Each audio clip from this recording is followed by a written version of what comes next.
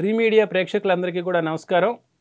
ఈరోజు real estate ఎపిసోడ్లో భాగంగా మన ముందుకి హెచ్ఎండిఏ, డిటిసిపి అండ్ రెరా వీటి గురించి ఇన్ఫర్మేషన్ మనం షేర్ చేయడం కోసమని మీ ముందరకు రావడం జరిగింది. అయితే చాలామందికి ఈ డిఫరెన్స్ అనేది కూడా తెలియదు. అంటే తెలియదు మీన్స్ ప్రాపర్గా రియల్ ఎస్టేట్లో ఉన్న వాళ్ళకి తెలుస్తుంది, అందరికీ కూడా కొత్తగా ఇన్వెస్ట్ చేసే వాళ్ళకి తెలియదు. వాళ్ళకి కొంచెం నాలెడ్జ్ ఇవ్వాలనే ఉద్దేశంతో నేను ఇక్కడికి రావడం జరిగింది. జనరల్గా మన రేవంత్ రెడ్డి గారు చెప్పినట్టు సిటీని మొత్తం 3 కేటగిరీస్లో డివైడ్ చేయడం జరిగింది. అర్బన్ సిటీ, సబర్బన్ సిటీ, అలాగే రూరల్ సిటీ. ఈ విధంగా 3 డైమెన్షన్స్లో సిటీని మొత్తాన్ని కూడా ఏరియా మొత్తాన్ని కూడా డివైడ్ చేయడం జరుగుతూ ఉంది. ఈ కాన్సెప్ట్లో కనుక చూసుకుంటే మనకి బాగా మీకు అర్థమయ్యే భాషలో చెప్పాలంటే ఔటర్ రింగ్ రోడ్ ఏదైతే ఏరియాలో స్ప్రెడ్ అయ్యి ఉందో ఇది మొత్తాన్ని కూడా అర్బన్ సిటీ కింద మనం ప్లాన్ చేయొచ్చు.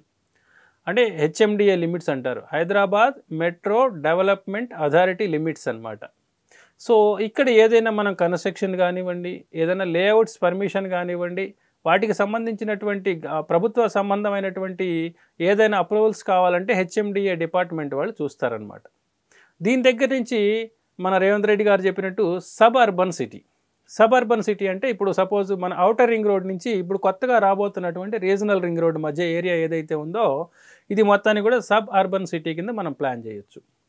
ఈ సబ్ అర్బన్ సిటీ అనేటటువంటిది ఏదైతే ఉందో ఈ ఏరియాకి సంబంధించినటువంటి ఈ పర్మిషన్స్ కానివ్వండి, కన్స్ట్రక్షన్స్ ఆర్ లేఅవుట్స్కి సంబంధించినటువంటి వాటన్నిటికీ కూడా డిటిసిపి అంటే director of town and country planning ఈ డిపార్ట్మెంట్ వాళ్ళు మనకి పర్మిషన్స్ అప్రూవల్స్ అన్నీ కూడా ఇవ్వడం జరుగుతూ ఉంది.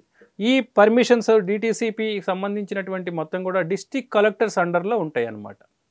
దీనికి సంబంధించినటువంటి ఇన్ఫర్మేషన్ ఏదైనా మనకు ప్రాపర్గా కావాలనుకుంటే మనం డిటిసిపి వాళ్ళని కన్సల్ట్ అయినట్టయితే ఆ ఏరియాకి సంబంధించినటువంటి ఇన్ఫర్మేషన్స్ అక్కడ జోన్స్ కానివ్వండి వాటికి సంబంధించినటువంటి క్లియర్ కట్ ఇన్ఫర్మేషన్ అనేది మనకు దొరుకుతుంది. దాని తర్వాత చాలామంది ఈ మధ్యకాలంలో నాకు ఒక వింత ఏమిటంటే 10 సంవత్సరాలు 15 సంవత్సరాల నుంచి మేము రియల్ ఎస్టేట్ చేస్తున్నాం అనేవాళ్ళు కూడా, అంటే సారీ టు సే మీరు వేరే అనుకోవద్దు, యాక్చువల్లీ కొన్ని నిజాలు చెప్పాలంటే కూడా కొంచెం వినడానికి కూడా చేదుగా అనిపిస్తాయి. డిటిపిసి అంటుంటారు. అసలు దాని అబ్రివేషన్ డిటిసిపి అంటే director of town and country planning. కానీ రియల్ ఎస్టేట్లో 10 సంవత్సరాల అనుభవం ఉన్నాడు కూడా డిటిపిసి లేఅవుట్ అంటాడు. సో దీని గురించి ప్రాపర్గా మనం తెలుసుకొని ఉండటం చాలా మంచిది. ఆ తర్వాత వచ్చేసి రెరా అనేటటువంటిది ఈ మధ్యకాలంలో నరేంద్ర మోడీ గారి అధికారంలోకి వచ్చిన తర్వాత రెరా అనేటటువంటి దాన్ని ఒకటి తీసుకురావడం జరిగింది. రెరా అంటే రియల్ ఎస్టేట్ రెగ్యులేటరీ అథారిటీ. మనకి భారతదేశంలో ఉన్నటువంటి అనేక రకాలైనటువంటి సెగ్మెంట్స్ అన్నీ కూడా డిఫరెంట్ రెగ్యులేటరీ అథారిటీస్లో పనిచేస్తూ ఉంటాయి అన్నమాట. సపోజ్ మన బ్యాంక్స్ అన్నీ కూడా చూసుకున్నట్టయితే రిజర్వ్ బ్యాంక్ అండర్లో పనిచేస్తాయి, అంటే సెబీ యాక్ట్ కిందకి వస్తాయి. అలాగే మనకి ఇన్సూరెన్స్ ఉందనుకోండి, ఐఆర్డిఏ ఇండియన్ ఇన్సూరెన్స్ సెక్టార్ అనేటువంటిది ఐఆర్డిఏ కింద పనిచేస్తూ ఉంటుంది. దాని తర్వాత వచ్చేసి ఇలాగ ప్రతి దానికి సంబంధించినటువంటి ఒక రెగ్యులేటరీ ఉంటుంది.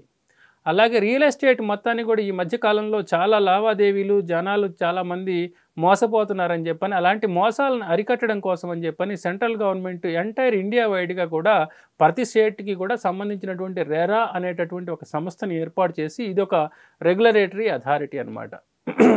ఈ అథారిటీలో ఏమవుతుందంటే మనకు చూసుకుంటే ప్రాపర్గా ఈ వెంచర్స్కి సంబంధించినటువంటి ఇన్ఫర్మేషన్ మొత్తం వాళ్ళ దగ్గర ఉంటుంది. వాళ్ళ దగ్గర సర్టిఫికేషన్ కూడా తీసుకోవాల్సినటువంటి అవసరం ఉంటుంది.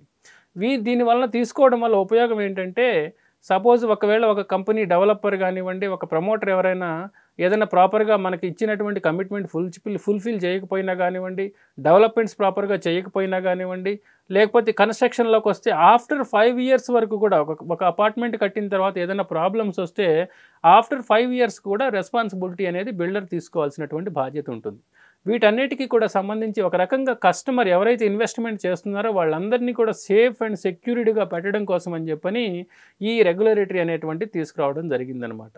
ఈ ప్రాపర్గా ఉండవలసినటువంటి లేఅవుట్స్లో మనం ప్రాపర్గా ల్యాండ్ కన్వర్షన్ జరిగిందా, అది డిటిసిపి అండర్లో ఉందా, హెచ్ఎండిఏ అండర్లో ఉందా, దానికి సంబంధించినటువంటి ప్రాపర్ పర్మిషన్స్ ఉన్నాయా, దాని తర్వాత రెరా నెంబర్ ఉందా, ఇవన్నీ కూడా చూసి మనం ఇన్వెస్ట్మెంట్ చేసుకోవటం బెటర్గా ఉంటుందన్నమాట. ఒకవేళ మీకు అలాంటి ఇన్ఫర్మేషన్ కానీ ఏదైనా సలహా కానీ మీకు ఏదన్నా కావాలనుకున్నట్లయితే ఈ కింది కనిపించేటటువంటి డిస్ప్లేలో ఉన్న నెంబర్కి కాల్ చేసినట్లయితే మా ఎక్స్పర్ట్స్ మిమ్మల్ని కన్సల్ట్ అవుతారు. మరి దానివల్ల మీరు మంచి నాలెడ్జ్ కూడా తీసుకోవచ్చు. Thanks for watching.